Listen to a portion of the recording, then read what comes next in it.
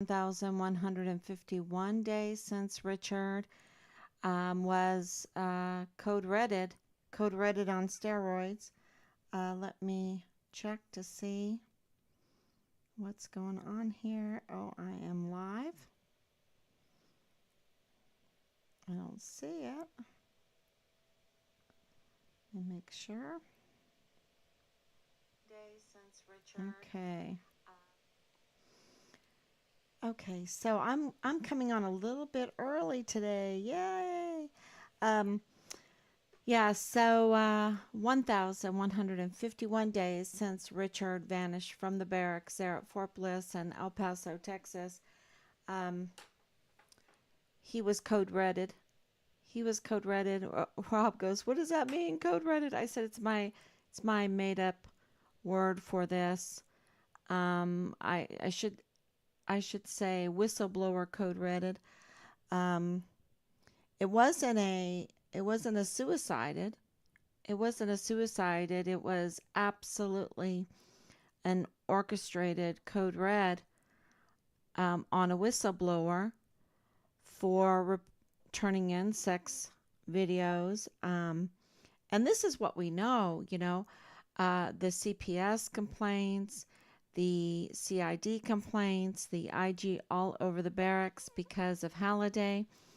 And, so that's, and, with Richard's case, you have to understand, um, they never contacted us. So they were taking that time that we didn't know that our son was missing and um, organizing and getting funding. We have it, minimum a little over $6 million to cover this up. And that's minimum. It goes all the way up to $21 million funding from taxpayers' money to cover this up. And you ask me, you can say, well, why would they want to do that? Why would they? Of course, it costs some money to search for a missing soldier, but why would they want to spend millions on covering this up?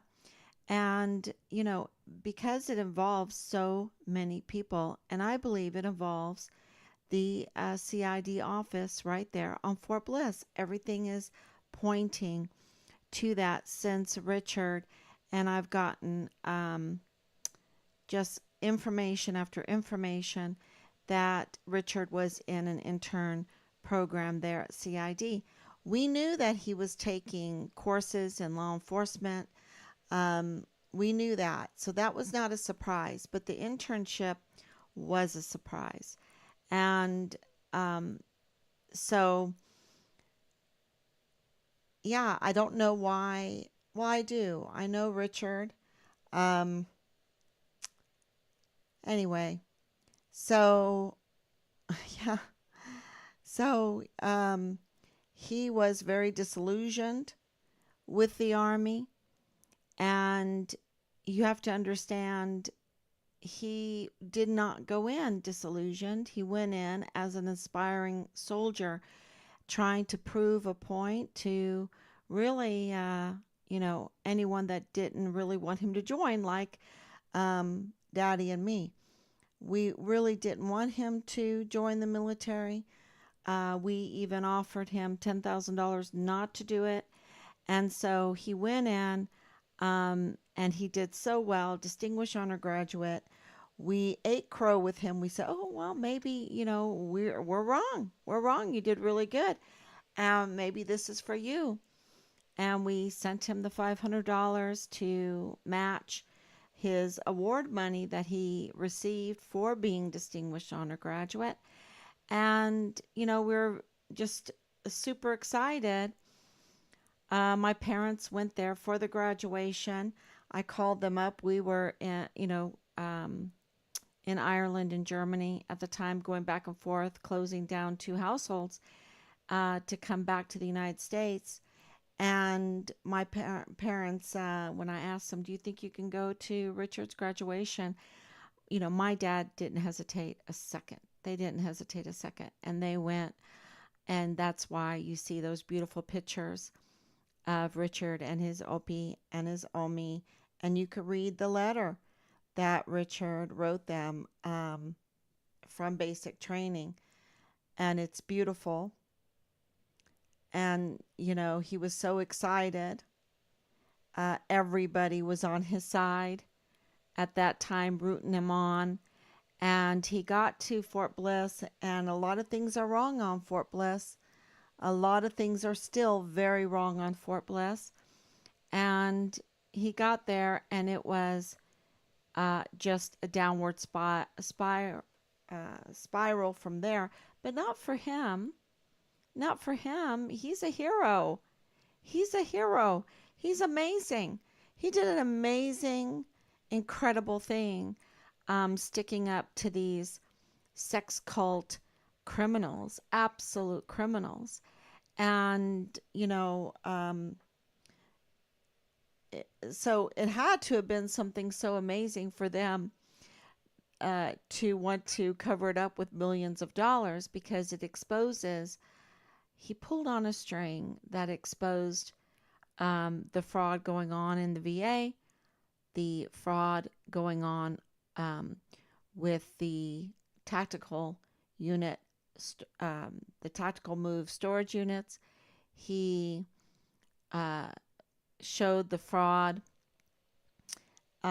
with the barracks, with the drugs, with the girls being brought in, with the weapons, flush with weapons. He pulled on a string.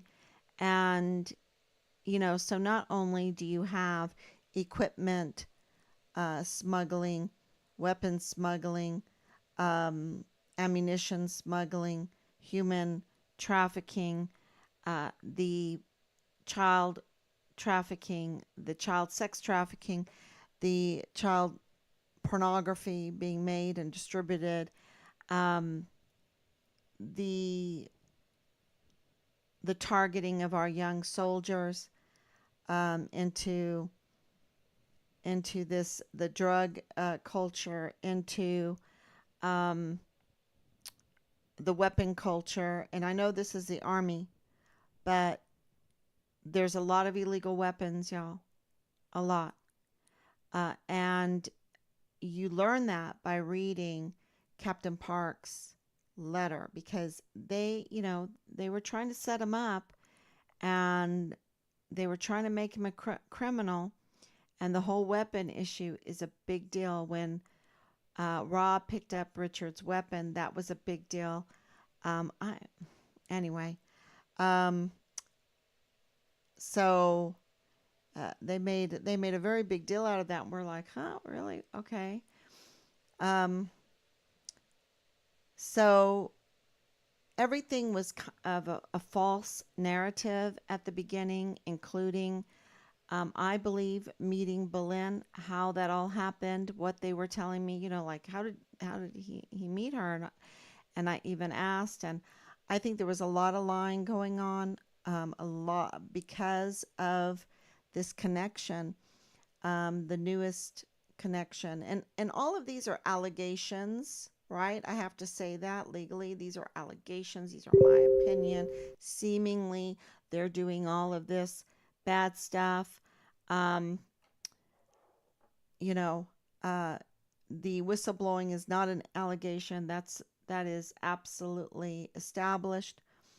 The drugs being in the barracks is excuse me, is established.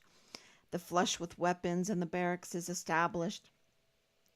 The tactical move storage units being used to smuggle things, that needs to be proven. That needs to be investigated. Those are not my words. These are all allegations from other people. And it's just like the VA. These are allegations from Leilani Hart. Very close. I mean, she lives there. She's lived there for years. She's worked there. Her husband works at the VA in the IDES-PEBLo, which is the health board um, for veterans turning in packets, sensitive information for disability benefits. Is there fraud there? That's what she was saying. Huge fraud, huge sex things, like naked pictures and all this stuff. I mean, it's, y'all, it's so sick. It's all so sick. You know, these people have no morals if this is, if a threat of it is true. They have no morals. And so that all needs to be looked at by the inspector generals of the VA, which we have written. And we're just continuing to use the institutional help to get answers. And the answers have been, um, for 3 years, uh, very, very little answers, or they have been manipulated or even lied to us. Um, so it's been very, very difficult to investigate a case where you're supposed to get access to open records and they deny you, right? They deny. But now that we're getting institutional help and they are looking at Leilani Hart, we got confirmation on that, and they're looking at phone records and tracing phones and also accounts because of these allegations of stealing identities, stealing social security numbers. They're looking at that, and through all of this institutional help that we're finally getting, we did get confirmation that the January 27th, 2020 arrest was a setup. And I know from Belinda's mouth that she's the one that called him up to bring him to that parking lot. Okay. And, so it made me look at her again. And, um, you know, now we're getting information that needs to be clarified, that her parents worked, and this just needs to be clarified. This is seemingly so. Her mother and father were employed by Ann Ogle and Thomas Kane. If this is true, this explains so much, right? It explains how Richard would be able to meet Boleyn in the first place, right? It explains the whole, uh, all of the people that knew Richard, how they got to know Richard through Park University, through the classes, because not only, and we do have it confirmed, that Ann Ogle and Thomas Kane were in business together. I don't know, maybe 2 or 3 businesses together.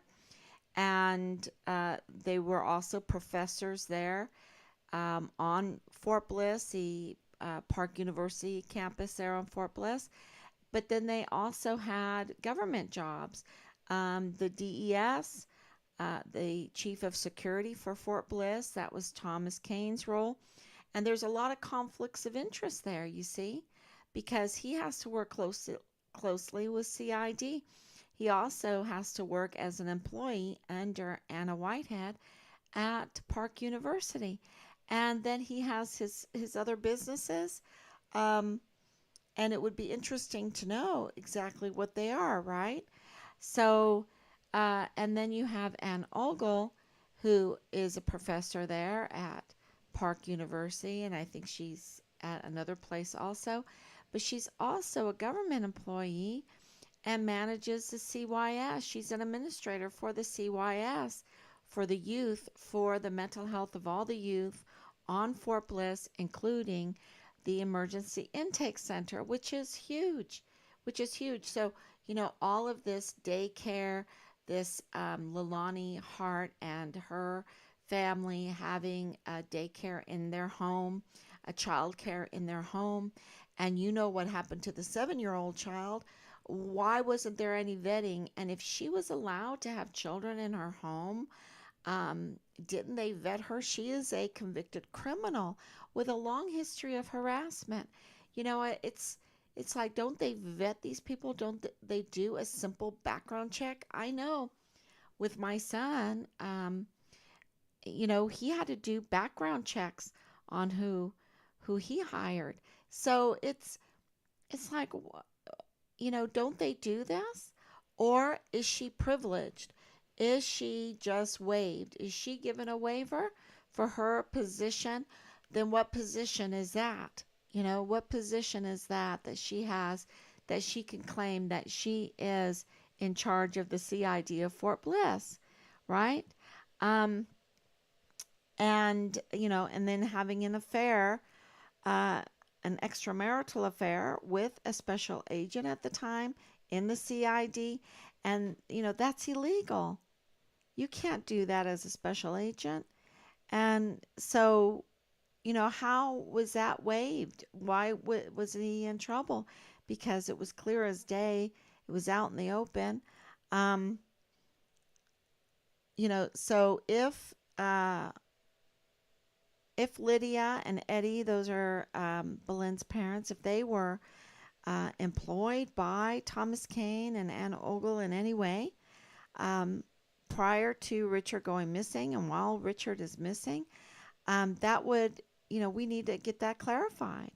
And that would explain to us how Richard would uh, meet Boleyn. It would absolutely explain to us how this social group came all together, and why millions of dollars have been spent on trying to cover this up, right? And how Richard would get this kind of information that the establishment, the authorities don't want you to see. It's not that they don't want us to see it.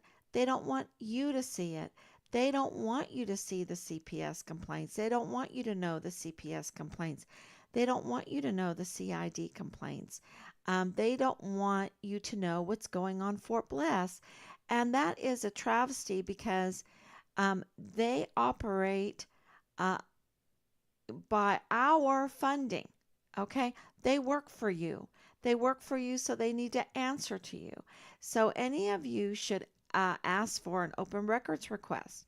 You can even do an open records request to Miss Snoddy, Amy Snoddy, there in the governor's administration in Austin, Texas, to ask for what kind of funding did they use for the Walmart case, for Patrick Crucius's case. He's a Walmart shooter, and then for Richard's case.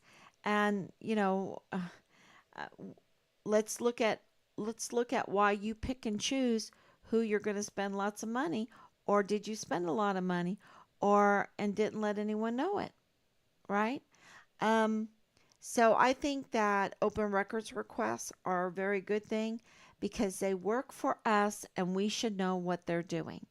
And if they are smuggling weapons and equipment and ammunition that American taxpayers are paying for, and they're making a profit off of that, um, you know, that has to stop. That has to stop. And if they are using planes to do that, and if they used a plane in Richard's case, which that is what our intel is telling us, that they used a plane to dispose of Richard's remains.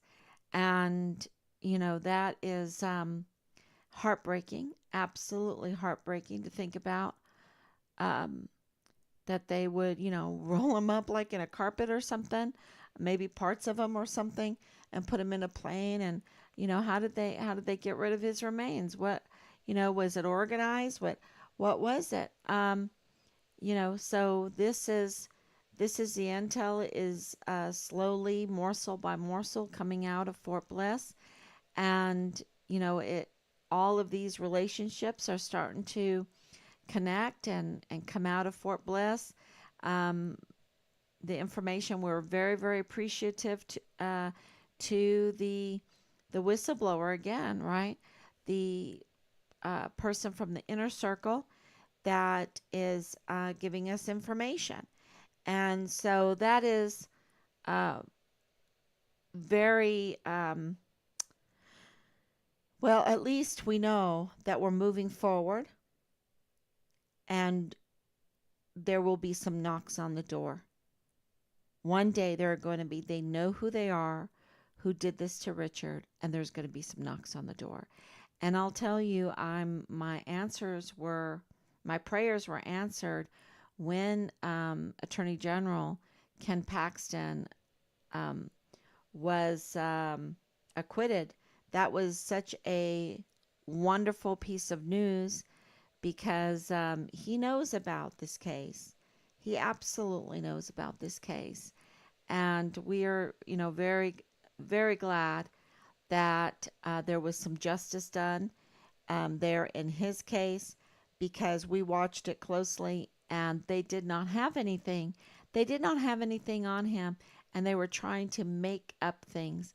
And I want to tell Attorney General Ken Paxton that's exactly what they did to Richard. They didn't have anything on Richard. They had to fabricate it. They had to fabricate it. They had to set him up.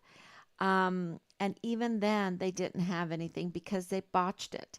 They botched everything they were doing. And that's why Richard has no record at all, that he's a hero, that he's a saint, that he is stood up for the children, that he is standing up for soldiers. And did he mean to do that? I think so, but not to the extent. You know, um, Sometimes God puts us in these positions and you pull on a string and you don't even know what's at the end of that string. And I think that happened in Richard's case, absolutely. And he was just concerned about Belen. He was very concerned about her children. And there was some things going on that were just not good because he told us, it's so bad, Mom. It is just so bad.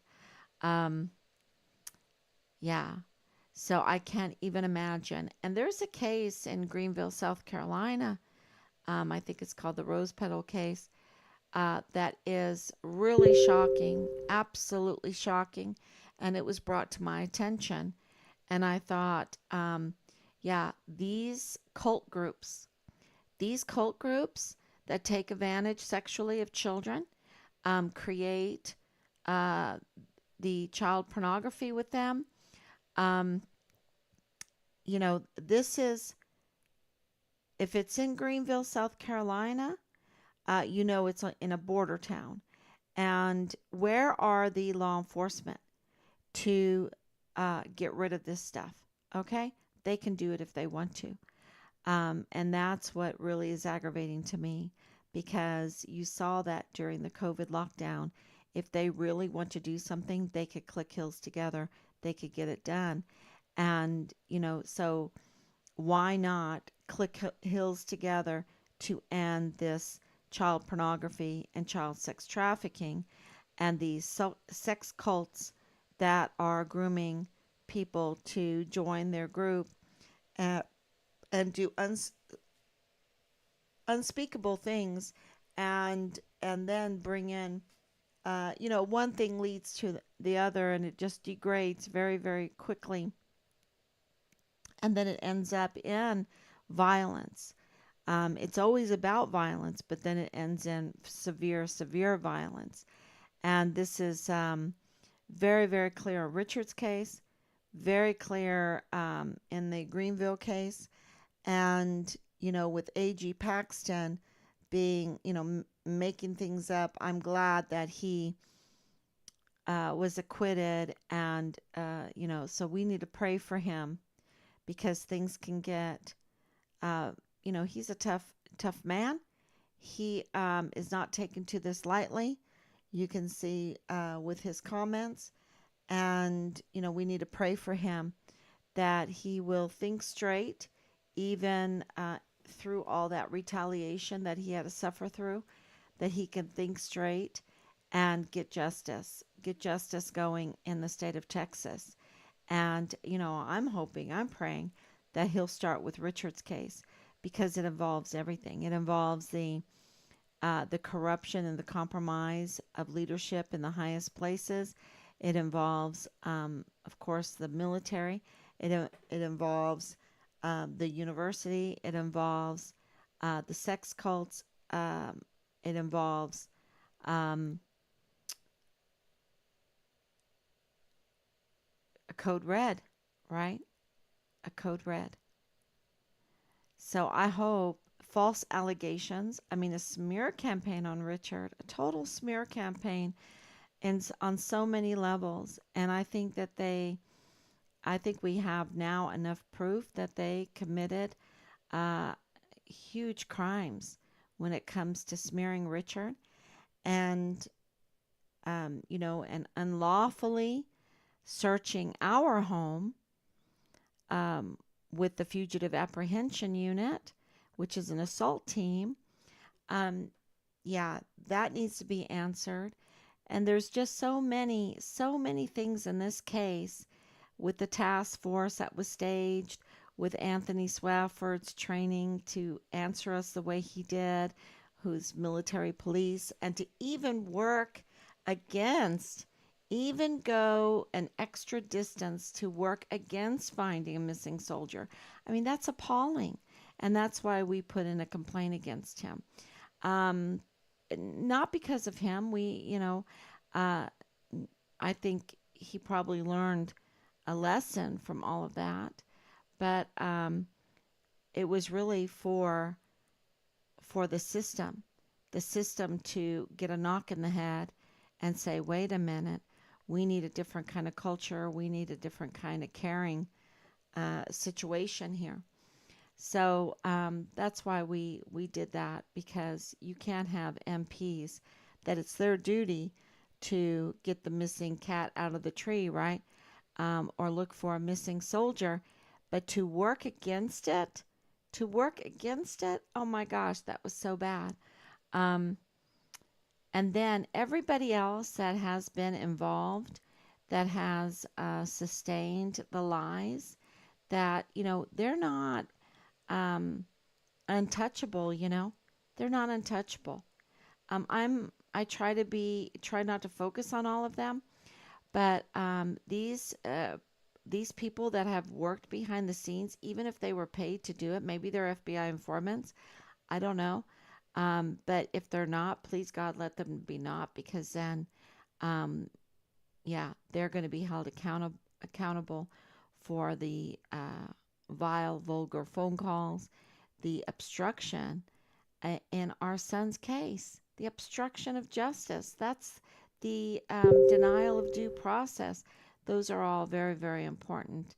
And we can't forget Judge Robert Shook, who could have answered our inquiries about all the warrants, which we have a right to know what warrants. And they've issued so many warrants in this case, and everybody knew it except for us. Everybody knew it except for us, and they absolutely were talking behind the scenes, saying, "Oh, with those warrants, he's absolutely been murdered. He's absolutely been murdered." So yeah, it's and then it takes 3 years to find all this out and to be lied to. I believe we were lied to about Boleyn, about Boleyn's family. I even talked to Boleyn's mother, and now we're hearing that they had direct contact. So that needs to be clarified. Okay, I hope that they reach out. I hope that Lydia and Eddie reach out and they clarify that, because can you imagine how we feel with that kind of information? And they could easily clarify that. Um, yeah. So, okay, let's answer questions here. Anicia, thank you so much. Praying for more answers and justice for Richard and the Halliday family. Thank you so much. And pray for this plane, because we're getting more and more information about this plane, and who owns it, and who is in contact with it. All the information that is surrounding it. And, that's a big deal too. And so, and I will tell you this, that the institutional support, they absolutely know what we're doing. We are writing them. We wrote them today. We wrote them yesterday. We will put more letters, and go to the post office and put more letters out. They absolutely are informed about what's going on.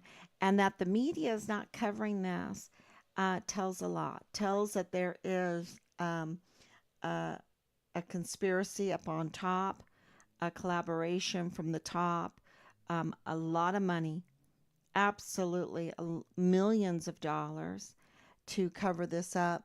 And why? Is it because of the 85,000 unaccounted for minors? Is it because of the immigration meddling? Is it, or fraud? Is it the fraud that's in the VA?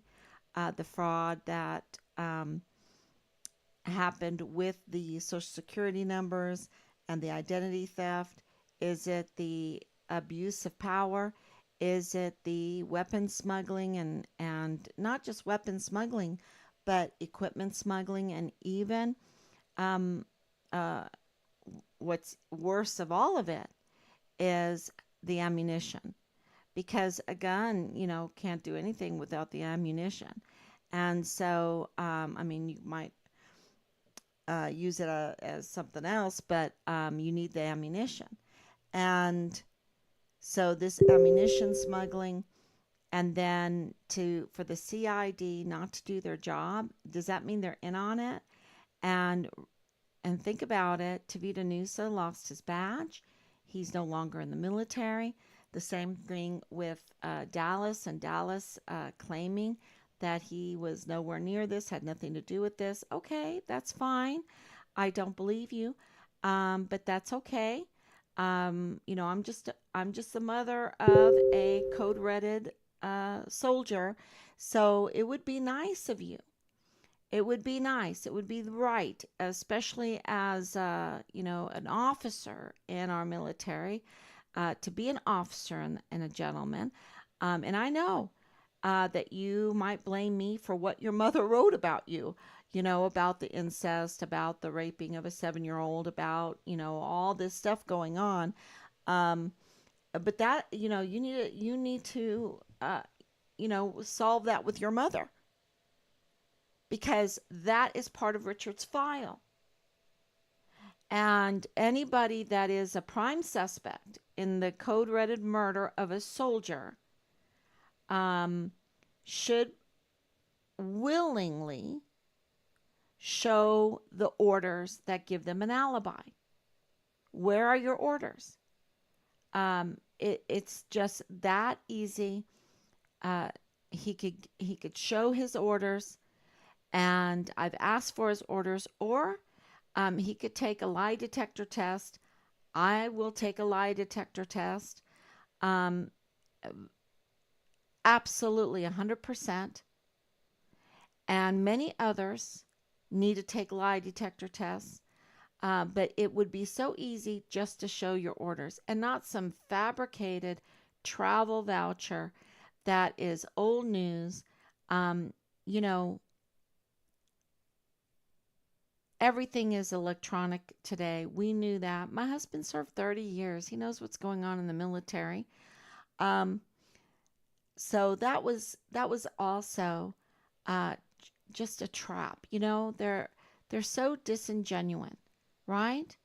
They don't want to, they claim to have all this information about Richard, but they don't want to give it. They don't want to give it because they're mad. Why are they mad? Because they're criminals? Because they're involved in a sex cult? Because they're getting disability paychecks, and they want to keep them fraudulently? I don't know. I don't know what their problem is, but we have a missing soldier. We have a missing soldier, and we want to know what happened to him, and you claim to have information. And so, it's not like you could just do what you want. You can't just entice someone or have this information and and think it's okay, think that there's not going to come a knock on the door one day, and then use that information to bully and harass, vile, vulgar, for months at a time. It just doesn't work that way. At least it shouldn't work that way. And we're going to work very, very hard to expose this kind of treatment, this kind of dereliction of duty of the people that are supposed to protect um, the victims. And we are right now victims because our house was illegally searched. We don't have a warrant. And, or the family of a missing soldier that was a whistleblower that was retaliated against, so much so that they felt like they had to clean it off of his records. And, let's make him look good. So we'll, 2 years later, we'll promote him. Even though he's presumed murdered in December of 2022 and April of 2023. I mean, yeah, there's definitely a lot of cover up here of so much information, and we're uncovering it. And so this newest information is absolutely, were the parents of Boleyn employed by Anne Ogle and Thomas Kane in their businesses, and was there a conflict of interest in their businesses? And that would explain so much. That needs to be clarified. It's just like Amber Chase working in the VA, that information that we got, that needs to be clarified, you know? So, and whether she wants it or not, she was and has been part of this case because she inserted herself. So, and who knows how deep that goes. So, yeah, uh, being made the investigators of our son's case, we can ask those questions. So, I think there needs to be a clarification of Amber Chase working alongside James Hart at the VA, where Leilani Hart has said all kinds of fraud is being conducted there with taxpayers' money, and also in detriment to real disabled veterans. And also, we need clarification if Lydia and Eddie were employed at all by Anne Ogle or Thomas Kane. I think that it needs to be clarified. And so the plane issue is still there. So I'll take your questions now. Thank you so much. Thank you, Anicia, praying for more answers and justice for Richard. Thank you. And thank you, Donna, for coming on. Thank you so much. And, tonight is Sunday. It's an early night tonight. So I just wanted to tell everyone, God bless you. Thank you so much. I put up a hymn that we sang today at church, one of my favorite hymns, Am I a Soldier of the Cross? And, it just, when you sing that hymn, it's so powerful, and it gives you energy to go forward. So we're going to keep going until we get the answers of where is Richard, give us Richard's remains, and who did this to him, who did the code red on steroids, and we need to have accountability. Thank you, everyone, so much. God bless you.